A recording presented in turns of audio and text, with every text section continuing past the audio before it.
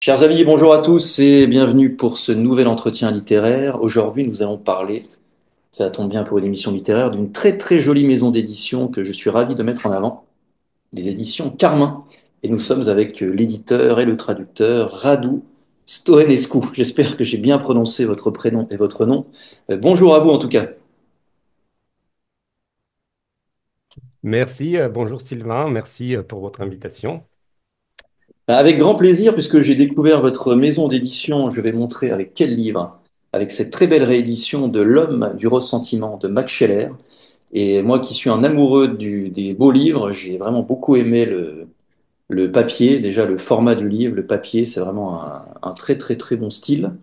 Et puis bah, c'est un très grand livre qu'on avait du mal à trouver. On pense même qu'il était peut-être même pas traduit en français, vous allez nous dire ça. Et donc vous Ah, êtes alors, spécialiste. oui, permets-moi de te rectifier, c'est pas tout à fait c'est pas une réédition, c'est une nouvelle traduction que j'ai commise, donc c'est une nouvelle traduction de ce classique allemand, en fait, et c'est pas. Et c'est vrai qu'on a présenté comme une réédition parce qu'il existait jadis une édition. Entre-temps, il y en a une, elle a été réimprimée, elle est à nouveau indisponible, mais c'est une nouvelle traduction et une nouvelle présentation. Il y a une introductive. Alors, je suis diplômé de philosophie et c'est pour ça que je me suis permis de faire aussi l'étude introductive à ce grand ouvrage. Voilà.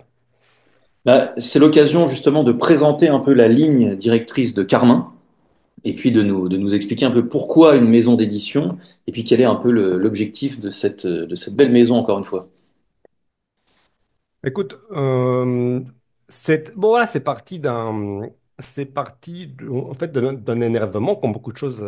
Ça part d'une indignation, c'est parti d'un constat, à savoir que bon, il y a un sort de renouveau il y avait un renouveau du nietzschéisme en France, c'était il y a 4 ans, et je trouvais que c'était un peu non critique, c'est-à-dire que beaucoup de jeunes influenceurs, de jeunes penseurs, de jeunes qui s'intéressaient au monde des idées, et ça, je l'ai vu depuis toujours que dans le milieu philosophique, on commençait à s'intéresser à Nietzsche. Donc, bon, Nietzsche, a quand même a un aura comme ça, parce que c'est un philosophe un peu poète, et puis c'est un philosophe qui, soi-disant, philosophe avec le marteau. Bref, il a tout un aura qui résonne vraisemblablement avec certains esprits jeunes et intrépides.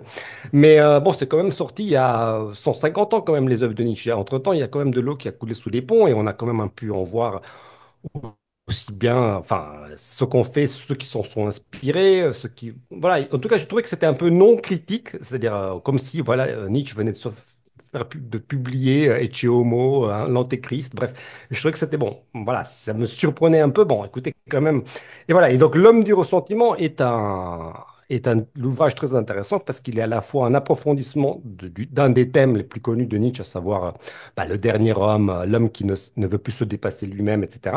Mais c'est aussi un ouvrage de critique de Nietzsche. Donc, c'est un ouvrage qui intéresse aussi bien les Nietzschéens qui veulent comprendre Nietzsche, mais en même temps pour comprendre pourquoi Nietzsche n'est pas l'alpha et l'oméga et n'a pas dit le dernier mot sur l'homme, en tout cas.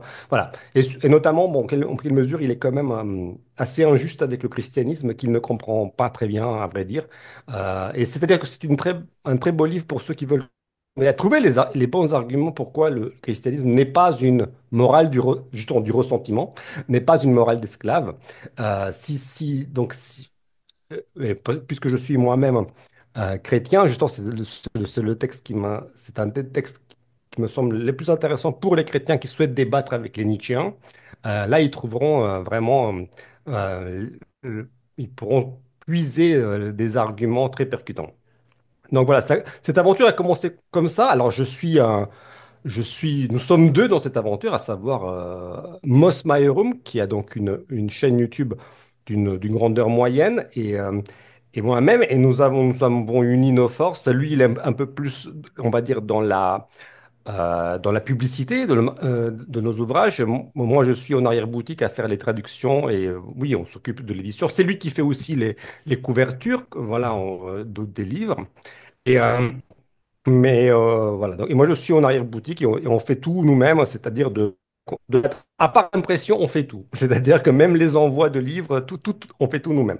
Ça a commencé comme ça. Et puis, comme nous avons été encourager en tout cas la communauté de nos lecteurs nous a précommandé 700 ouvrages donc, de Scheller. Alors ça nous a quand même un peu donné des ailes et on a remis le couvert, si je puis dire, avec un autre ouvrage un peu un an et demi plus tard parce que ça nous a demandé quand même du temps, c'est-à-dire c'est Orthodoxie de Chesterton. Alors là, je pense que nos auditeurs connaissent enfin, Chesterton, enfin, en tout cas, si tout catholique qui se respecte doit lire Orthodoxie. Alors, c'est pas un ouvrage qui traite de l'Église orthodoxe, hein, d'accord? Parce que c'est beaucoup de gens peuvent croire que ça parle de l'Église orthodoxe, mais en fait, non, ça parle de la droite croyance. C'est en ce sens-là que Chesterton reprend le nom d'orthodoxie. Et voilà, alors c'est un ouvrage qui a quatre traductions déjà, mais en fait, c'est un ouvrage difficile parce que Chesterton, bon, dictait ses ouvrages, en fait, voilà, il dictait ses ouvrages à sa secrétaire, il y avait une part ce problème-là, et il y a beaucoup de références qui ont été un petit peu laissées de côté par enfin, qui ont échappé souvent aux traducteurs français que j'avais pu voir jusqu'à présent.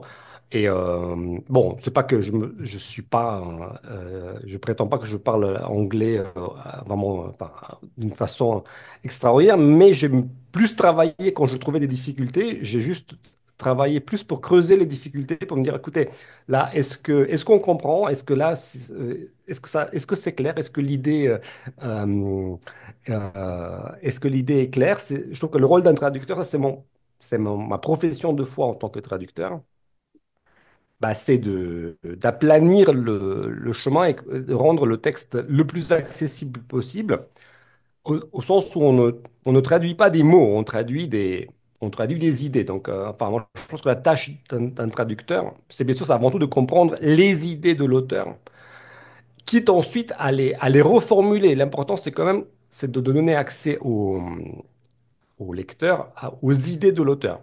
Et parfois, il faut, par exemple avec Scheller, le style allemand, et Scheller particulièrement, il avait un style extrêmement lourd. Enfin là, j'ai découpé les phrases, on ne pouvait pas garder le style. Chesterton, c'était un peu différent, mais il a fallu faire tout un travail voilà, de fond. Et bon, je suis assez fier parce que Orthodoxie, surtout, je l'accompagne d'un dossier annexe assez conséquent. Il y a une soixantaine de pages où il y a 5 inédits en plus, 5 textes inédits en France, 5 textes de Chesterton qui n'ont jamais été traduits ni publiés en français, euh, qui montrent un peu la genèse du projet de Chesterton. Et puis aussi, j'ai fait un travail d'honnêteté intellectuelle, c'est-à-dire que j'ai mis aussi des extraits de ses contradicteurs. Parce que ça aussi, comme c'est un ouvrage polémique, moi je trouve toujours qu'on gagne à savoir contre qui il ferraille. Et alors, j'ai voulu donner aux lecteurs français, bien sûr, pas là, je pouvais pas, j'avais pas la place, on a toujours des contraintes matérielles. Alors, combien je demande toujours à mon relecteur, on a un relecteur très talentueux que je salue, Thomas Savary, qui m'a aidé toujours, qui nous aide depuis le début, mais je lui demande toujours, alors il fait combien de temps il va peser bien? Est-ce qu'il va rentrer dans une enveloppe? Est-ce qu'on pourra l'envoyer? Donc j'ai toujours des contraintes physiques parce que j'aimerais bien faire parfois des annexes ou des préfaces plus généreuses, mais voilà. Et donc, orthodoxie, on a fait un travail. C'est une nouvelle traduction. Il y a un dossier annexe. Il y a beaucoup de notes de bas de page pour guider le lecteur français dans les méandres des références britanniques, mais pas seulement britanniques, bibliques aussi. Je me suis dit que parfois, il y a beaucoup de choses que, à mon avis, beaucoup de choses sont perdues si le lecteur n'a pas forcément une culture biblique. Il ne voit pas spontanément les renvois de Chesterton. Donc, voilà, je suis ça. Donc c'est vraiment une nouvelle traduction. Si vous en avez déjà une d'orthodoxie, moi je pense que, enfin, le travail que nous avons fait gagne à être connu même de ceux qui connaissent déjà cette version, enfin, ce texte d'apologétique chrétienne. Alors, je remontre le livre dont nous venons de parler, donc qui est disponible sur notre boutique en ligne. Vous verrez les liens. Ils sont sous la vidéo. Oui, ce sont vraiment des très beaux livres. Il y a une très belle couverture sur tous les livres. Alors, avant de faire un tour des livres, vraiment, parce qu'on va un peu tous les raconter, est-ce qu'il y a une ligne vraiment, est-ce qu'il y a une ligne éditoriale particulière dans Carmin? Eh bien, écoute, il y a, disons, une ligne, on va dire, nous souhaitons être des libéraux conservateurs, si on peut dire ça comme ça.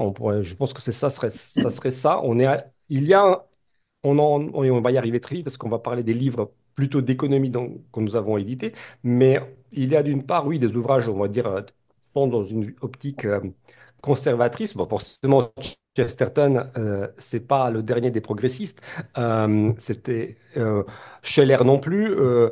Belloc, dont on va bientôt parler. Enfin, en tout cas, il y a tout un aspect de mettre en avant des auteurs qui sont de grands auteurs conservateurs, chrétiens, plus ou moins connus en France. Scheller, voilà, j'ai pas découvert Scheller, j'ai pas découvert Chesterton. Je veux dire, là, je les ai remis à la disposition des lecteurs français. Je suis au service de ces auteurs-là. Et puis, petit à petit, on est allé vers des auteurs qu'on ne connaissait pas, c'est-à-dire Belloc, qui est un grand ami de Chesterton dont on va parler. On est allé ensuite vers un auteur contemporain, Théodore Dalrymple, qui est un des grands auteurs conservateurs contemporains, et il est toujours en vie, et je le salue d'ailleurs, parce qu'il nous a accordé une interview et il est très actif encore. Et pour arriver vers un autre économiste américain toujours en vie, dont nous venons de faire paraître un ouvrage qui s'appelle Illusion de la justice sociale. Mais c'est toujours des lignes, donc il y a deux lignes, on pourrait dire. Il y a une ligne proprement éthique euh, qui, qui se caractériserait par, donc, une école, par le conservatisme. Et d'ailleurs, j'en profite pour annoncer que nous avons acheté les droits de, de deux livres d'un auteur conservateur qui est décédé il y a 4 ans, qui s'appelle Roger Scruton. Alors, Roger Scruton est un grand auteur conservateur britannique et qui a une énorme influence même sur les acteurs politiques contemporains. Euh, Orban, Meloni s'en inspire. Il y a plein de. En tout cas, c'est un grand auteur britannique. On a traduit certaines choses en français. Nous avons acheté pour deux ouvrages qui n'ont pas encore été traduits en français. Ça va me demander beaucoup de travail. Je ne sais pas quand on va les sortir. Mais voilà. Donc, notre ligne, elle est. Ça, c'est le versant conservateur. Et le versant libéral, moi, je pense qu'il va avec le versant conservateur. C'est-à-dire que si. Moi, je pense que le christianisme est une religion d'hommes libres. La liberté est quand même au cœur du christianisme.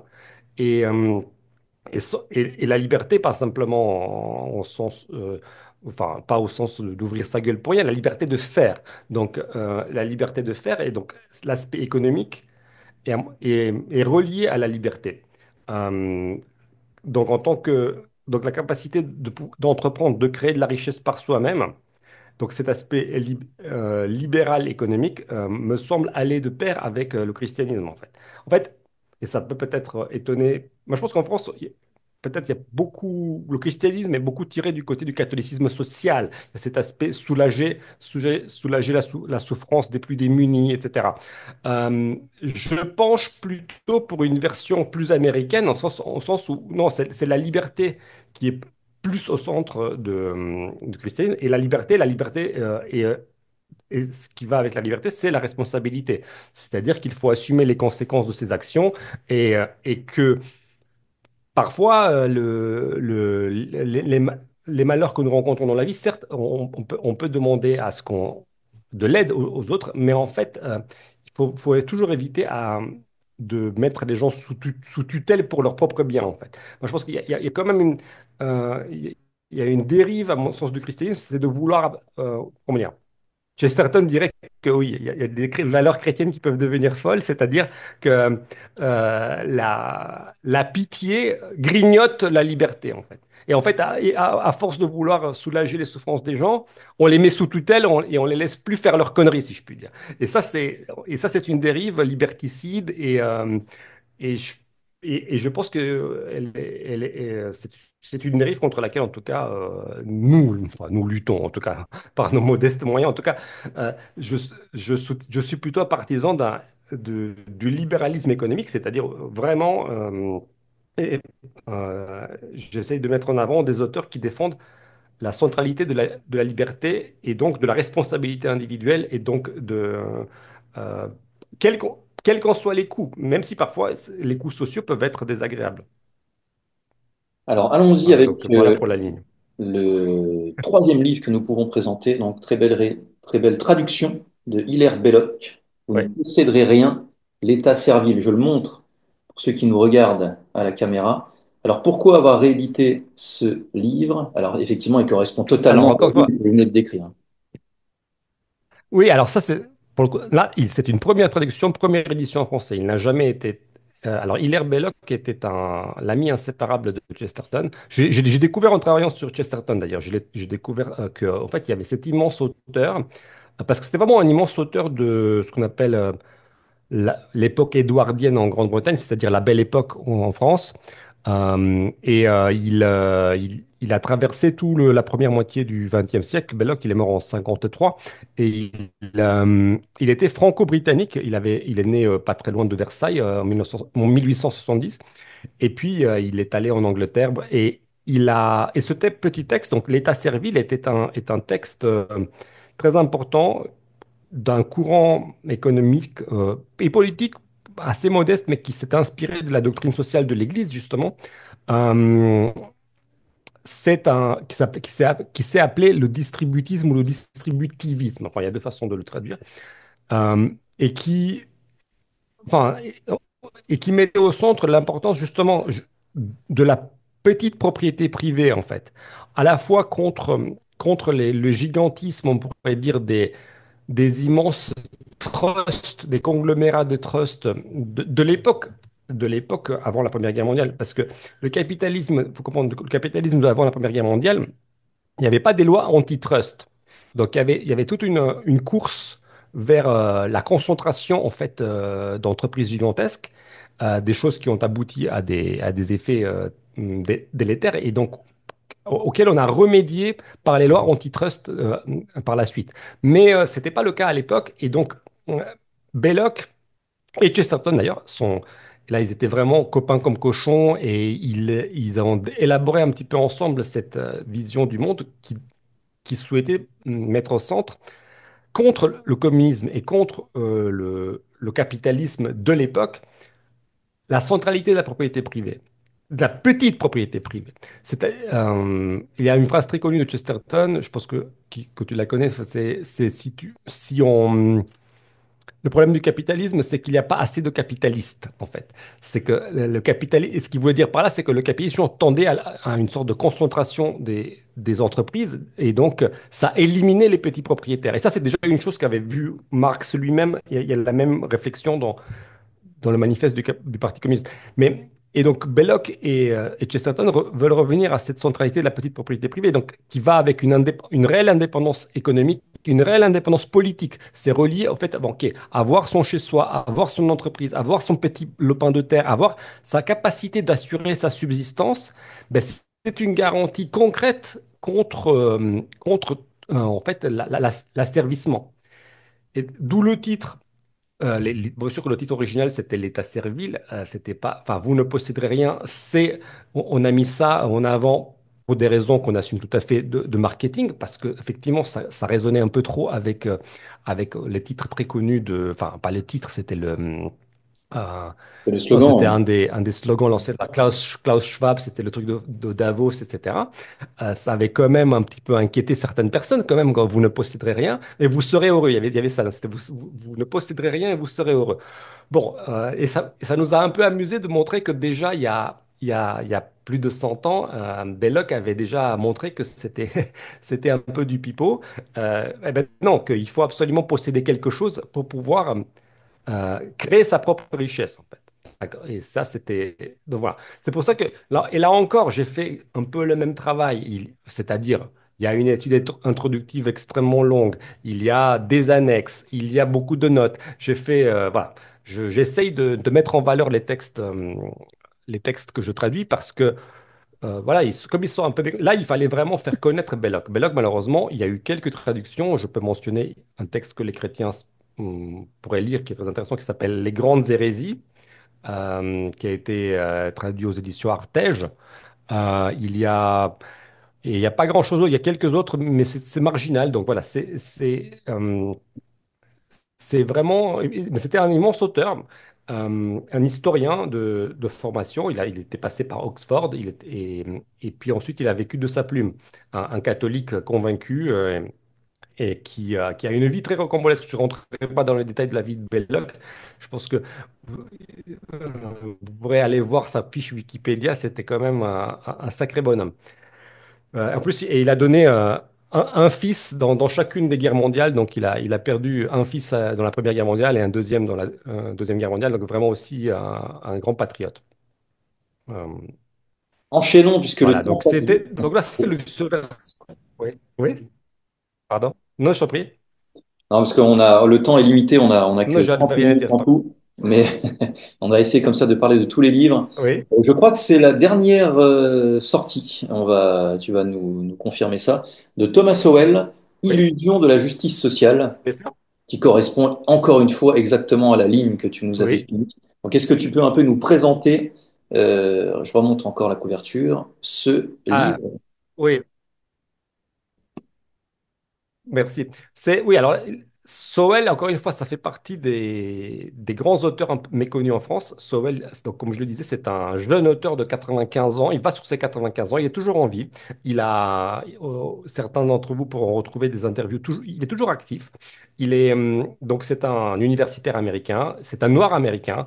Et c'est un conservateur noir américain depuis 30 ans, plus que ça même, 40 ans même. Et après avoir eu une jeunesse marxiste, donc il a aussi un parcours intellectuel très intéressant. Il a même écrit des livres sur le marxisme, et il est devenu un grand penseur libéral conservateur de l'école de Chicago.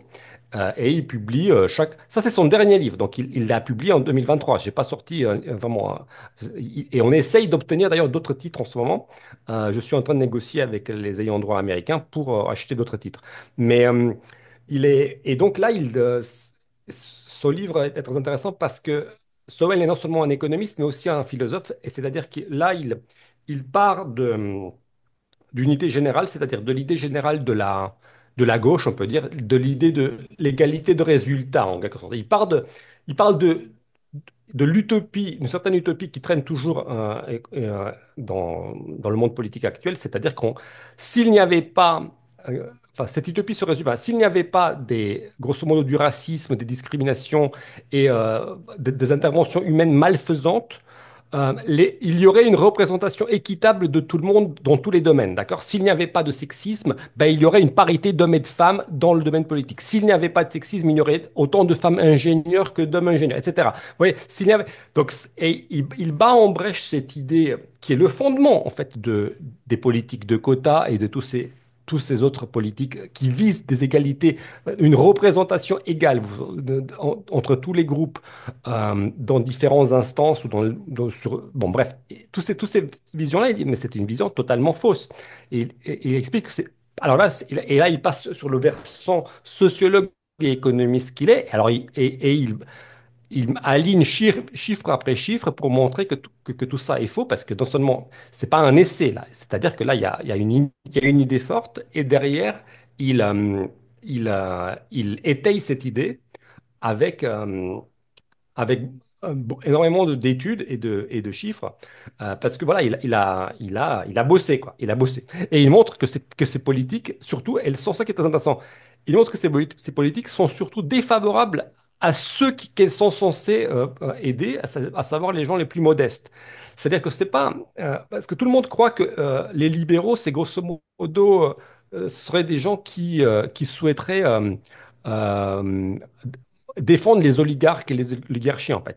Non, ce qui est très intéressant avec quelqu'un comme Sowell, c'est que depuis 40 ans, il montre livre après livre que toutes les soi-disant politiques sociales, en fait, elles sont contre-productives, mais pour les gens modestes, en fait, en premier, en fait. Et il donne un exemple d'ailleurs, que je cite sur le quatrième de couverture.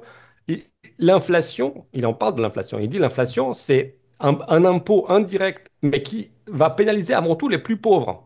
Et ça marche comment? Il explique très simplement. Vous voyez, vous avez un Mélenchon en France ou d'autres gens qui vont vous le dire, oui, on va augmenter le SMIC, le gouvernement va taxer les plus riches, on va imprimer de l'argent, etc. OK, vous faites tout ça, à la fin, qu'est-ce qui va se passer? C'est qu'il y aura juste plus d'inflation. Et cette inflation, qu'est-ce que c'est que l'inflation? Ça veut dire que l'argent de tout le monde perd de la valeur, mais qui va en pâtir le plus? Ben, ce sont les gens les plus modestes, parce que la plupart des gens, les gens modestes ont souvent de l'argent. Ils n'ont pas une maison, ils n'ont pas des, des possessions qui vont augmenter dont le prix va augmenter avec l'inflation. Et donc, soi-disant, ceux qui veulent faire redistribuer, soi-disant, et donner beaucoup d'argent aux gens les plus modestes, finissent par taxer les gens les plus modestes avec leur politique soi-disant généreuse, en fait. Et voilà, pour donner très rapidement un des raisonnements qu'il développe dans ce livre.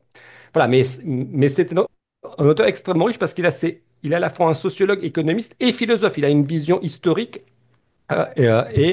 il a aussi des idées fortes. Voilà. Je résume voilà, pour le dernier livre que nous avons fait. Voilà, ensuite, Euh, vraiment, il faudra un tour de force en 3 minutes nous parler des deux livres qui se rejoignent. Vous voyez dans les couvertures, si vous avez les deux, vous pourrez les rejoindre dans votre bibliothèque que je dise pas de bêtises, de Théodore Dalrymple, donc qui est un auteur contemporain, hein, qui est encore en vie, oui, et que vous éditez et que vous avez traduit. oui. Vraiment en 2-3 minutes Alors, maximum, parce que ça va couper après. Alors, Dalrymple, non, il faut aller le lire. C'est un médecin qui a travaillé dans les quartiers pauvres de Birmingham, à l'hôpital public de Birmingham en particulier. Et il a écrit ses essais à partir de son expérience, justement, encore une fois, avec les classes les plus démunies.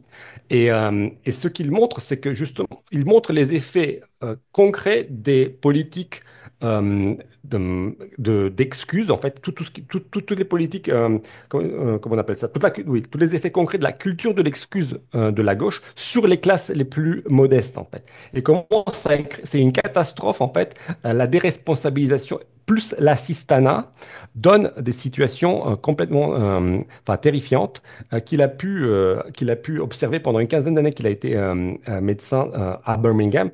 Et ce sont des classiques, hein, pour ceux qui connaissent Jordan Peterson, ces deux livres-là sont sur sa liste des 100 livres qu'il faut lire dans la vie. Ces deux livres-là, ils sont. Alors, on a traduit Zone et Châtiment, c'est la traduction de Life at the Bottom, et Culture du vide, c'est la traduction d'un livre qui s'appelle en original Our Culture, What's Left of It. Et donc, ces deux livres-là sont sur la liste de Peterson. C'est pour ça nous ont attiré notre attention. Encore une fois, ce sont des essais qui réfléchissent sur des conditions concrètes avec des outils littéraires et philosophiques.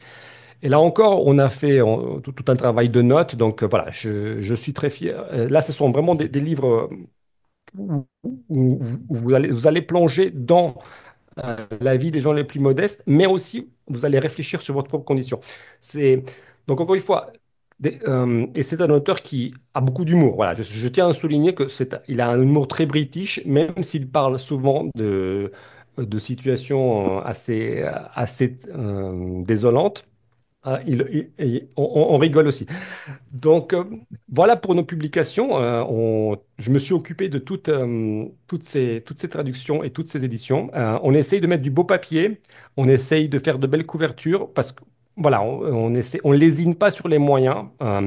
Voilà, parce que, oui, j'aime les beaux livres et je ne veux pas me moquer de mes lecteurs, quoi. Donc, on fait vraiment des beaux livres depuis le début. On garde les mêmes maquettes. On a trois relectures. Après ma traduction, il y a pas que, il y a beaucoup de gens qui travaillent sur ces livres-là. Il y a trois relectures. Donc, vraiment, si vous trouvez des coquilles, ben écoutez, dites-le nous, mais on verra pour les rééditions. Mais franchement, on a de très bons retours sur nos textes. Voilà. Tout est fait pour le confort du lecteur, aussi bien d'un point de vue physique que du point de vue intellectuel. Je confirme vraiment, Voilà. j'apprécie beaucoup le papier. Moi, j'aime les beaux livres à lire qui tiennent bien et qui se lisent agréablement. L'émission est déjà terminée. En fait, il faudrait 1 heure, mais le logiciel nous oblige à 35 minutes. Et donc, merci beaucoup d'avoir accepté cette petite invitation et on refera une émission pour les scrotons parce que ça m'intéresse beaucoup. Je suis un lecteur aussi Oui, de ces livres qui sont, certains sont vous traduits avez chez l'Arteur, je crois. Donc, on vous réinvitera chez Carmin avec grand exactement, plaisir. oui, exactement. Il y en avait Et, chez Artilleur. Et puis, voilà. et Merci donc, beaucoup, j'invite Sylvain, pour ton les invitation. auditeurs à se renseigner sur les liens qui sont sous la vidéo. Vous avez accès, on mettra le site Carmin, on mettra la chaîne YouTube de Moss Majorum, parce qu'on apprécie son travail. Et puis, vous aurez les liens directement vers notre boutique en ligne avec les livres. Donc, profitez-en. Merci encore de nous avoir suivis et à très bientôt et bonne lecture à tous.